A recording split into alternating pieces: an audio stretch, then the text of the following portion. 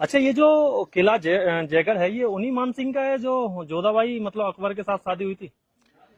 यही बड़ी समस्या है। हर आदमी हमारे इतिहास में कहीं भी लिखा हुआ नहीं है, लेकिन ये एक serial Jodha Akbar serial picture बना के हमारे हिंदू संस्कृति को, हिंदुओं का, सनातनी लोगों का, यूं वीर योद्धाओं को सर झुकाने के लिए इनको एक पॉइंट मिल गया, झूठा पॉइंट बना लिया। कोई इतिहास में कहीं लिखा हुआ नहीं है। एक सीरियल और एक पिक्चर बना के इन्होंने झूठा, एक जोधाबाई आमेर की राजकुमारी थी, कोई उसको मान सिंह की बहन बताता है, कोई कौन बताता है, अकबर से शादी करती, लेकिन जोधाबाई नाम की राजकुमारी आमेर के अंदर थी ही नहीं। मैं उसी किले में बैठा हूँ, जयगढ़ फोर्ट के सामने, जो राजा मान सिंह का किला था। और राजा मान सिंह 400 साल बाद अपने हिंदुस्तान की हर बहन बेटियों को, जो अफगानियों ने उठा के ले गए थे यहाँ पे, और 400 साल तक उनको लूटा था, उनकी अक्सर असमत लूटी थी, उसका बदला लेने के लिए 400 साल बाद अफगानिस्तान जाके वहां पे भयंकर गदर मचा सकता है और वहां पे इतना खौफ पैदा कर सकता है कि आज भी वहां पे बच्चा भी रोता है, कहते हैं चुप हो जा, नहीं मान सिंह आ जाएगा। कहावत है, मात सुनावे बाल का मान सिंह रणगात, भूलो नहीं काबुल आज भी वो खांडो वो हाथ। माता आज भी अपने बच्चों को मान सिंह रणगाथा के बारे में सुनाता है कि काबुल आज भी वो मान सिंह का हाथ खाना नहीं भूला है। वो मान सिंह क्या अपनी बहन किसी अकबर को या मुस्लिम को दे सकता है? अफगानिस्तान लूटने के बाद उस आदमी ने अपनी लाइफ के अंदर 7,000 मंदिर बना दिए थे मुगलों के टाइम में, जब मंदिर का नाम लेना भी गुनाह था। आज भारत सरकार को 80 साल बाद भी एक मंदिर बनाने में 80 साल लगे, आजादी के बाद एक मंदिर, राम मंदिर बनाने में।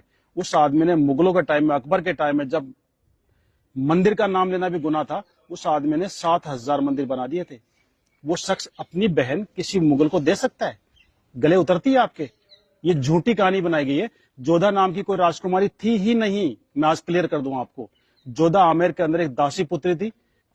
मान सिंह के फादर का नाम था भगवान दास और भगवान दास के फादर का नाम था भारमल। राजा भारमल की शादी जोधपुर हुई थी, जोधपुर की राजकुमारी से। उनके साथ जो दासी आई थी वो पर्शियन थी, ईरानी मुसलमान थी, वो शिया मुसलमान थी, पर्शियन थी। उसकी दासी की लड़की, दासी जो डिलीवरी पीरियड में खत्म हो गई थी, उसकी बच्ची, जिसको आमेर की रानी ने, भारमल की वाइफ ने पाल पोस के बड़ा किया, बच्ची की तरह रख के उसको दूध पिला के बड़ा किया। उसकी शादी, क्योंकि वो मुस्लिम थी इसलिए उसका धर्म खराब नहीं हो, इसलिए उसको बेटी के बराबर पाल के उसकी शादी अकबर जैसे बादशाह से करके अपना धर्म निभाया था कि किसी मुस्लिम की शादी हिंदू से नहीं करूं। और लोगों ने उसको कहानी बना दी कि सब जो मान सिंह की सिस्टर थी, मान सिंह की बुआ थी, अकबर से शादी कर दी। मान सिंह जैसा तो योद्धा ही नहीं था। अगर मान सिंह नहीं था उस समय सनातन ही खत्म हो जाता। आज हर मंदिर के ऊपर आपको पचरंगा झंडा नजर आता है। पता है पचरंगा झंडा क्यों लगाते हैं? अफगानिस्तान के 5 कबीलों को जो हराया था, 5 टुकड़ों में डिवाइड था अफगानिस्तान, काबुल, कंधार, बलख, गजनी और तजार। खूंखार कबीले थे। दुनिया की कोई सेना वहां पे गई लेकिन जिंदा वापस नहीं आई थी। उस अफगानिस्तान को मान सिंह ने एक युद्ध में पूरे कंट्री को परास्त कर दिया था। 5 के झंडे छीने, उनको 5 को मिलाए, उस विजय की याद में अपना पचरंगा झंडा रखा था। उससे पहले अफगानियों ने यह हालत कर दी थी हिंदुस्तान की। हरिद्वार जाते, हरिद्वार में जितने भी पंडित थे सारे पंडितों को मार दिया था, सारी पूजा वहां पे बंद हो गई थी। मान सिंह ने वहां पे जाके दोबारा से हिंदुस्तान के सारे पंडितों को बुलाया, सोरोजी से बुलाया, आसपास के गांवों से बुलाया, और वापस वहां पे हर की पौड़ी बनाई और दोबारा से वहां पे धार्मिक प्रक्रिया स्टार्ट हुई थी। हिंदुस्तान के हर कोने से पंडित गए थे। राजा मान सिंह को धर्म रक्षक माना था और उनके पचरंगे झंडे को मिला के, 5 कलर को मिला के आगे से तीखा करके उसको धर्म ध्वजा का रूप दिया था। आज हर मंदिर के ऊपर 5 कलर का झंडा क्यों मिलता है?